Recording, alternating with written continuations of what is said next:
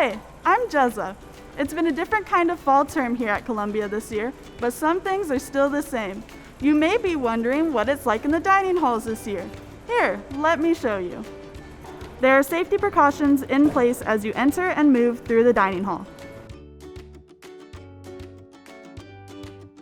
But one thing that hasn't changed is the variety of menu options and good food. John Jay is offering all the traditional favorites. Plus, JJ's has online orders to go.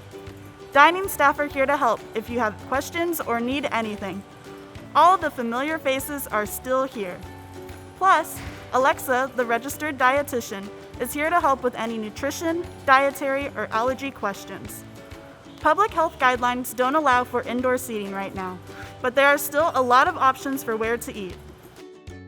One option is a student's residence hall lounge, where you can hang out and study too. Another option is the tent that has been set up right outside of John Jay Hall. There are lots of other spots, like Learner Hall, low steps, or picnic tables on campus too. Your residence hall also has space, either in floor lounges or in student rooms. Hopefully, we'll all be able to eat in the dining halls together soon, but until then, I hope this gives you a peek at how things are going right now. We hope to see you soon.